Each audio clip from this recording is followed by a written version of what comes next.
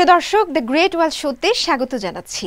নাচ, গান, নাটক, চলচ্চিত্র সহ চীনের সুবিশাল সাংস্কৃতিক ঐতিহ্য, প্রাকৃতিক সৌন্দর্য, বৈচিত্র্যময় জীবনধারার গল্প আপনাদের সামনে তুলে ধরি আমরা।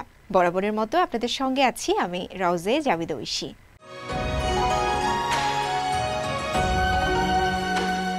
শনিবার বর্ণাঢ্য আয়োজনে ঘটা করে চীন জুড়ে উদযাপিত হয়েছে ঐতিহ্যবাহী ড্রাগন বোট উৎসব বা তুয়ান উচিয়ে। এই উপলক্ষে সপ্তাহব্যাপী দেশের বিভিন্ন স্থানে ড্রাগন নৌকার প্রতিযোগিতা, ঐতিহ্যগত খাবার এবং প্রথাগত সাংস্কৃতিক কার্যক্রমের মধ্য দিয়ে উদযাপিত হয় এই উৎসব। গোটা চীনে এই উৎসবের আমেজ এবং উদযাপনের এক ঝলক চলুন দেখে নেওয়া যাক।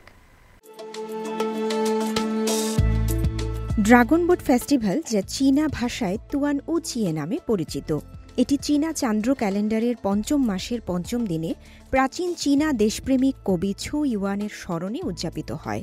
এই বছর ৩১ মে দিবসটি উদযাপন করা হয়েছে। তবে বরাবরের মতোই দেশজুড়ে সপ্তাহব্যাপী এই উৎসবকে ঘিরে চলে বর্ণিল আয়োজন। উৎসব উদযাপনে চীনের বেশ কয়েকটি শহরে উত্তেজনাপূর্ণ ড্রাগন বোট দৌড় অনুষ্ঠিত হয়েছে, যা উৎসবের পরিবেশকে উষ্ণ করে তুলেছে এবং জনসাধারণকে খেলাধুলায় অংশগ্রহণে উৎসাহিত করেছে। এ উপলক্ষে মধ্য চীনের হুবেই প্রদেশের হুয়াংকাং শহরে একটি ড্রাগন বোট প্রতিযোগিতা অনুষ্ঠিত হয়, যেখানে প্রদেশের ৩০টি দল ২ দিনের এই ইভেন্টে অংশ নেয়। এই প্রতিযোগিতায় ৩টি প্রধান ইভেন্ট ছিল: ২০০ মিটার স্ট্রেইট কোর্স দৌড়, ৫০০ মিটার স্ট্রেইট কোর্স দৌড় এবং একটি উদ্ভাবনী dragon boat tug of war. এর মধ্যে নতুন যোগ হওয়া টানাপোড়েন হল সবচেয়ে বড় আকর্ষণ, যেখানে দুটি দল একই নৌকায় চড়ে প্রতিদ্বন্দ্বিতা করে, বিপরীত দিকে পূর্ণ শক্তি নিয়ে নৌকা বাইচ করে। ২ দিনের তীব্র প্রতিযোগিতার পর সোমবার প্রতিটি ইভেন্টের শীর্ষ ৬ জনকে পুরস্কৃত করা হয়।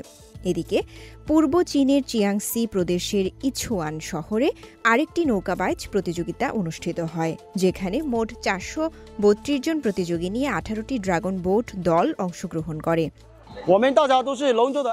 আমরা সবাই ড্রাগন বোট প্রেমী। ১ মাস আগে থেকে কাছ থেকে ফিরে প্রতিদিন সন্ধ্যা ৬টা থেকে ৭টা পর্যন্ত প্রশিক্ষণ নিয়েছি, শুধুমাত্র ড্রাগন বোটের প্রতি আমাদের লড়াইয়ের মনোভাব এবং ভালোবাসা দেখানোর জন্য। এই প্রতিযোগিতায় ২২ জন নিয়ে ৫০০ মিটার সোজা পথের ঐতিহ্যবাহী দৌড় প্রতিযোগিতা অনুষ্ঠিত হয়, যা লাখ লাখ দর্শকদের বিনোদন দেয়। নদীর তীরে উপস্থিত দর্শকরা আনন্দে উল্লাস প্রকাশ করে পরিবেশকে আরও উত্তেজনাপূর্ণ করে তোলে। অন্যদিকে দক্ষিণ চীনের কোয়াংতং প্রদেশের রোমাঞ্চকর ড্রাগন নৌকা প্রতিযোগিতার আয়োজন করা হয়। এছাড়া ফুজিয়ান প্রদেশের চিয়াংপু কাউন্টি, দক্ষিণ পশ্চিম চীনের ইউনান প্রদেশ এবং পূর্ব চীনের সুচৌ সহ দেশের বিভিন্ন স্থানে ড্রাগন নৌকার প্রতিযোগিতা, ঐতিহ্যগত মজার খাবার দাবার এবং প্রথাগত সাংস্কৃতিক কার্যক্রমের মধ্য দিয়ে উদযাপিত হয় এই উৎসব। রাউজে জাবিদ ঐশী, সিএমজি বাংলা। এদিকে ড্রাগন বোট ফেস্টিভ্যালকে ঘিরে ৩ দিনের ছুটি উদযাপনে মশগুল চীনের বিভিন্ন এলাকার বাসিন্দারা। সে উপলক্ষে ৩০ মে থেকে ১ জুন পর্যন্ত জমকালো এক উৎসবের আয়োজন করে দেশটির কুইচৌ প্রদেশের স্থানীয় সম্প্রদায়। আয়োজনের অংশ হিসেবে শহর এবং পাহাড়ি গ্রামগুলোতে ধুম পড়েছে ঐতিহ্যবাহী খাবার তৈরির। এই খাবার প্রস্তুতির উপকরণ সংগ্রহ, খাবার নিয়ে প্রতিযোগিতামূলক খেলা আর মজার আয়োজনগুলো যে কত আকর্ষণীয় হতে পারে তার শৈল্পিক রূপ দেখুন এই প্রতিবেদনে। কুইচৌয়ের শহর ও পাহাড়ি গ্রামে আয়োজিত হল ঐতিহ্য ও ঐক্যের এক অনন্য প্রতিযোগিতা। বরাবরের মতো নজর কেড়েছে অভিনব খেলা চংচি ফিশিং। ড্রাগন বোট উৎসবের আগে কুইচৌর বাসিন্দারা তাদের ঐতিহ্যবাহী খাবার চংচি নিয়ে মেতে ওঠে এ আনন্দঘন উৎসবে। আঠালো চালের তৈরি এক প্রকার সেদ্ধ পিঠাই হল চংচি, যা কিনা এক ধরনের ডাম্পলিং। বাঁশের রড ব্যবহার করে প্রতিযোগীরা পাতায় মোড়ানো চংচি তুলে নেন পানির পাত্র থেকে, ঠিক যেন ছিপ ফেলে মাছ ধরছেন। কেউ ২ মিনিটে ৩টি তুলতে পারলেই সোল্লাসে ভেসে যান দর্শকরাও। বিজয়ীরা পুরস্কার সহ সেই চমচিগুলো নিয়ে যান বাড়িতে। ড্রাগন বোট উৎসবের প্রস্তুতিমূলক আয়োজন হিসেবে কুইচৌতে প্রজন্মের পর প্রজন্ম ধরে ঐতিহ্যবাহী এই খাবার প্রস্তুত করে আসছেন স্থানীয়রা। আমি চংচি ধরার প্রতিযোগিতায় অংশ নিয়েছি। 2 মিনিটে 3টি ধরলাম। জিততে পারলে পুরস্কার পাবো এবং আমি যে কয়টি চংচি ধরবো সবগুলোই নিয়ে যেতে পারবো। উৎসবমুখর পরিবেশে দেখা যায় কেউ কেউ চংচি তৈরির কৌশলও দেখাচ্ছেন। শিল্পীদের পারদর্শিতায় মুহূর্তেই তৈরি হয়ে যায় অসংখ্য চংচি। কুইচৌ সিচিয়ান কাউন্টির প্রত্যন্ত সিনহুয়া গ্রামে এই ঐতিহ্য আরও ব্যাপক, যেখানে পরিবারগুলো সিস্টার চংচি তৈরি করে। সেদ্ধ চালের গুঁড়া খড় দিয়ে বেঁধে কয়েক ঘন্টা সিদ্ধ করে তৈরি করে জোড়া ডাম্পলিং। গ্রামবাসীরা ভোরবেলা থেকে তাজা বাঁশের পাতা এবং লাঠি সংগ্রহ করে থাকে। সেই সাথে সংগ্রহ করে আঠালো চাল, বাদাম এবং অন্যান্য উপকরণ। ডাম্পলিংগুলো মোড়ানোর কাজে বংশ পরম্পরায় চলে আসা কৌশল ব্যবহার করেন তারা। এই খাবারে রয়েছে দারুণ এক সুন্দর গন্ধ এবং এটি হজমেরও সহায়ক। আমাদের এই সিস্টার চংজি শুধু স্বাদের জন্য নয়, এতে চায়ের সুবাস আছে, হজমেও সহায়ক। তেলমুক্ত হওয়ায় বয়স্ক ও শিশুদের জন্য এটি নিরাপদ। এছাড়া দীর্ঘদিন সংরক্ষণ করা যায় বলে এটি পরেও খাওয়া যায়। সিনহুয়া গ্রামে সিস্টার চংচি তৈরির রীতি বংশ পরম্পরায় চলে আসছে, যা পরিবারের ভাই বোন, আত্মীয় স্বজন, বন্ধু বান্ধব এবং প্রতিবেশীদের ঐক্যবদ্ধ থাকতে এবং একে অপরের সহযোগী হয়ে একটি উন্নত জীবন গঠনের অনুপ্রেরণা দেয় বলে মনে করেন গ্রামবাসী। এই উৎসব শুধু একটি ছুটির দিন নয়, বরং ঐতিহ্য, শিল্প আর একাত্মতার এক রঙিন রূপ ছড়িয়ে দেয় কুইচৌয়ের পাহাড় ও শহরে। বাংলাদেশের বিশ্ববিদ্যালয়ের শিক্ষার্থীদের চীনা ভাষার দক্ষতা নিয়ে অনুষ্ঠিত হয়ে গেল 24তম চীনা সেতু চীনা দক্ষতা প্রতিযোগিতা। বৃহস্পতিবার বিকেলে ঢাকার নর্থ সাউথ বিশ্ববিদ্যালয়ে অনুষ্ঠিত হয় এই প্রতিযোগিতা। অনুষ্ঠানে বাংলাদেশি শিক্ষার্থীরা চীনা ভাষায় বক্তব্য রাখেন এবং সাংস্কৃতিক পরিবেশনা উপস্থাপন করেন।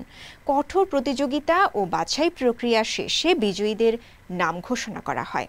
বিস্তারিত থাকছে আফরিন মিমের প্রতিবেদনে।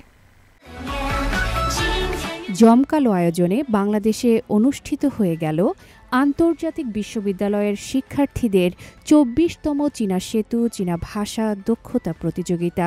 বৃহস্পতিবার রাজধানীর নর্থ সাউথ বিশ্ববিদ্যালয়ের মিলনায়তনে অনুষ্ঠিত হয় এই প্রতিযোগিতা। চীনা সেতু চীনা ভাষা দক্ষতা প্রতিযোগিতা একটি আন্তর্জাতিক গুরুত্বপূর্ণ প্ল্যাটফর্ম। এর মাধ্যমে বিশ্বের বিভিন্ন দেশের শিক্ষার্থীরা চীনা ভাষায় তাদের দক্ষতার পরিচয় দিতে পারেন, পাশাপাশি চীনা ভাষা ও সংস্কৃতি সম্পর্কে জানার সুযোগ পান। একই সঙ্গে চীনা ভাষা চর্চাকারীদের সঙ্গে আদান প্রদান ও বন্ধুত্ব গড়তেও পারেন তারা। এবারের প্রতিযোগিতাটি আয়োজন করেছে বাংলাদেশে অবস্থিত চীনা দূতাবাস। আয়োজনের বাস্তবায়নে কাজ করেছে নর্থ সাউথ বিশ্ববিদ্যালয়ের কনফুসিয়াস ইনস্টিটিউট, সহ বাস্তবায়ন করেছে ঢাকা বিশ্ববিদ্যালয়ের কনফুসিয়াস ইনস্টিটিউট এবং শান্ত মারিয়াম হংহ কনফুসিয়াস ক্লাসরুম। এবারের অনুষ্ঠানে উপস্থিত ছিলেন চীনা দূতাবাসের কালচারাল কাউন্সিলর লি শাওফেং, নর্থ সাউথ বিশ্ববিদ্যালয়ের vice chancellor professor Abdul Hannan Chowdhury, China media group এবং সিনহুয়া নিউজের ঢাকা ব্যুরো চিফ, ঢাকা বিশ্ববিদ্যালয় নর্থ সাউথ ইউনিভার্সিটি এবং শান্ত মারিয়াম ইউনিভার্সিটি অব ক্রিয়েটিভ টেকনোলজির বাংলাদেশি ও চীনা শিক্ষক প্রতিনিধিরা। অনুষ্ঠানে বক্তব্যে বাংলাদেশিদের জন্য চীনা ভাষা শেখার গুরুত্ব তুলে ধরেন চীনা দূতাবাসের কালচারাল কাউন্সিলর লি শাওফেং। চীনা ভাষা শেখা শুধু একটি ভাষা শেখাই নয়, চীন ও বাংলাদেশের পারস্পরিক যোগাযোগের যে একটি ঢেউ দেখা দিয়েছে তার একটি গুরুত্বপূর্ণ অংশ। আজকের চীনা ভাষার দক্ষতায় আমি মুগ্ধ। তরুণরা চীনা ভাষা শেখার মাধ্যমে চীনকে আরও বেশি করে জানার দরজা খুলছে। চলতি বছর চীন ও বাংলাদেশের কূটনৈতিক সম্পর্ক প্রতিষ্ঠার 50তম বার্ষিকী উল্লেখ করে তিনি আরও বলেন, গেল 5 দশকে চীন ও বাংলাদেশের পারস্পরিক শ্রদ্ধাবোধ বাড়ছে, পাশাপাশি কূটনৈতিক সম্পর্ক আরও গভীর হচ্ছে, রাজনৈতিক আস্থা, অর্থনৈতিক সহযোগিতা এবং সাংস্কৃতিক বিনিময়ও বাড়ছে। অনুষ্ঠানে স্বাগত বক্তব্যে নর্থ সাউথ বিশ্ববিদ্যালয়ের কনফুসিয়াস ইনস্টিটিউটের বাংলাদেশি পরিচালক ডক্টর বুলবুল সিদ্দিকী বলেন, চাইনিজ ব্রিজ প্রতিযোগিতা চীন ও বাংলাদেশের সম্পর্ককে আরও গভীর করবে।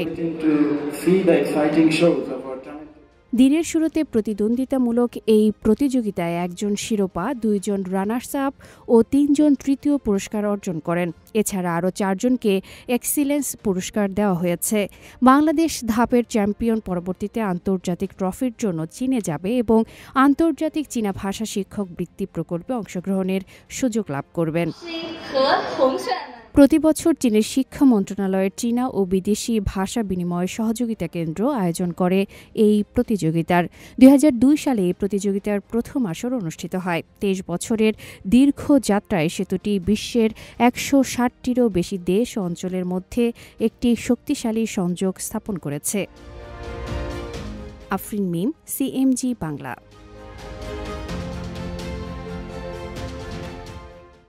সম্প্রতি 15তম জাতীয় গেমস, 12তম জাতীয় প্রতিবন্ধী ব্যক্তিদের জন্য গেমস এবং 9ম জাতীয় বিশেষ অলিম্পিক গেমসের আয়োজক কমিটির সাথে একটি চুক্তি স্বাক্ষর করেছে চায়না মিডিয়া গ্রুপ সিএমজি।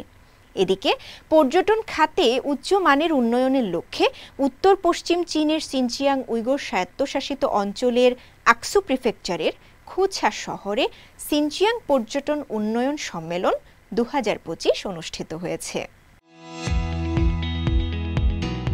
15তম জাতীয় গেমস, 12তম জাতীয় প্রতিবন্ধী ব্যক্তিদের জন্য গেমস এবং 9ম জাতীয় বিশেষ অলিম্পিক গেমসের আয়োজক কমিটির সাথে একটি চুক্তি স্বাক্ষর করেছে চায়না মিডিয়া গ্রুপ সিএমজি।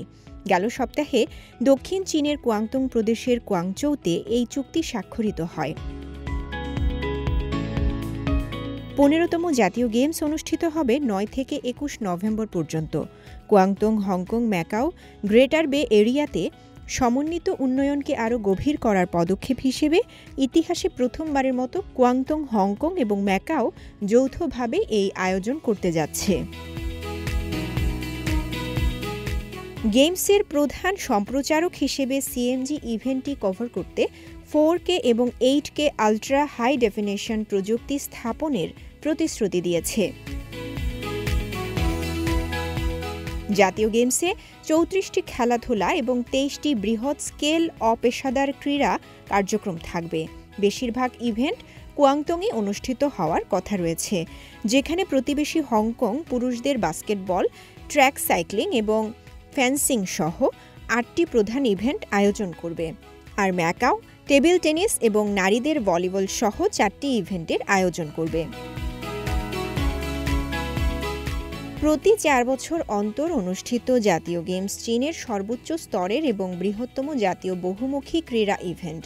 2021 সালে উত্তর পশ্চিমাঞ্চলীয় প্রদেশ শানসিতে 12,000-এর বেশি ক্রীড়াবিদ নিয়ে এই প্রতিযোগিতাটি অনুষ্ঠিত হয়। 1951 সালে শান্তিপূর্ণ স্বাধীনতার পর থেকে গত 74 বছরে দক্ষিণ পশ্চিম চীনের সিচাং স্বায়ত্তশাসিত অঞ্চলটি সামাজিক, অর্থনৈতিক ও সাংস্কৃতিক ক্ষেত্রে উল্লেখযোগ্য অগ্রগতি অর্জন করেছে। 23 মে 1951 সালে কেন্দ্রীয় সরকার এবং সিচাং স্থানীয় সরকার তিব্বতের শান্তিপূর্ণ স্বাধীনতার বিষয়ে 17 ধারার চুক্তি স্বাক্ষর করে। এরপর থেকে সিচাংয়ের জনগণ চিরতরে আক্রমণকারী সাম্রাজ্যবাদের শৃঙ্খল থেকে মুক্ত হয় এবং চীনের অন্যান্য সমস্ত জাতিগত গোষ্ঠীর সাথে ঐক্য, অগ্রগতি এবং উন্নয়নের একটি উজ্জ্বল পথে যাত্রা করে। সংশ্লিষ্ট তথ্যসূত্র বলছে, বছরের পর বছর ধরে সিচাং অভূতপূর্ব উন্নয়ন এবং পরিবর্তনের অভিজ্ঞতা অর্জন করেছে, স্থানীয় জনগণের জন্য আরও বাস্তব সুবিধা প্রদান করেছে। সাম্প্রতিক বছরগুলোতে এই অঞ্চলটি সংস্কৃতি এবং পর্যটনের জন্য একটি সমৃদ্ধ গন্তব্যস্থল হিসেবে আবির্ভূত হয়েছে। পর্যটন বিভাগের তথ্য অনুসারে 2024 সালে সিচাংয়ে 6 কোটিরও বেশি দেশি বিদেশি পর্যটক ভ্রমণ করেছে, যার সাংস্কৃতিক শিল্প মূল্য 11 বিলিয়ন ইউয়ানে পৌঁছেছে। জাতীয় অবশ্যই সাংস্কৃতিক ঐতিহ্য, অনন্য সাংস্কৃতিক সম্পদ এবং মনোমুগ্ধকর প্রাকৃতিক দৃশ্যে সমৃদ্ধ সিচাং প্রাচীন ঐতিহ্য এবং আধুনিক প্রাণশক্তির প্রাণবন্ত সহাবস্থানের জীবন্ত প্রমাণ হিসেবে দাঁড়িয়ে আছে। এদিকে উত্তর পশ্চিম চীনের সিনচিয়াংয়ের উইগর স্বায়ত্তশাসিত অঞ্চলের পর্যটন, সংস্কৃতি ও ক্রীড়া খাতে উচ্চমানের উন্নয়নের লক্ষ্যে একটি ৫ বছরের পরিকল্পনা ঘোষণা করেছে চীন সরকার। এতে ২০৩০ সালের মধ্যে প্রতি বছর ৪০ কোটিরও বেশি বার ভ্রমণ এবং ১ ট্রিলিয়ন ইউয়ান রাজস্ব আয়ের লক্ষ্য নির্ধারণ করা হয়েছে। গেল সপ্তাহে আকসু প্রিফেকচারের খুছা শহরে অনুষ্ঠিত বার্ষিক পর্যটন উন্নয়ন সম্মেলনে এই পরিকল্পনা প্রকাশ করা হয়। এতে সংস্কৃতি প্লাস শিল্পের প্রসার, যেমন সাংস্কৃতিক সৃজনশীলতা, বাণিজ্য ও ডিজিটাল সংস্কৃতি শিল্পের বিকাশের ওপর জোর দেওয়া হয়। পরিকল্পনায় রয়েছে দর্শনীয় স্থান ও অবকাশ যাপন কেন্দ্রের উন্নয়ন, শীতকালীন ক্রীড়া ও আউটডোর রিক্রিয়েশন সম্প্রসারণ এবং সংশ্লিষ্ট যন্ত্রপাতি তৈরির উদ্যোগ। ২০২৪ সালের ২০ মে পর্যন্ত সিনচিয়াংয়ের পর্যটকের সংখ্যা ৮২.৯৮ মিলিয়নে পৌঁছেছে এবং পর্যটন ব্যয় হয়েছে ৮৯.৩ বিলিয়ন ইউয়ান। ২০২৩ সালে মোট ৩০ কোটি ২০ লাখ দর্শনার্থী আসেন, যার মধ্যে ৫১,৫২,০০০ ছিলেন বিদেশি। সম্মেলনে ৩৩টি দেশ থেকে ৮০ জনেরও বেশি বিদেশি অতিথি সহ প্রায় ৩০০ জন প্রতিনিধি অংশগ্রহণ করেন। রওজে জাবিদা ঐশী, সিএমজি বাংলা।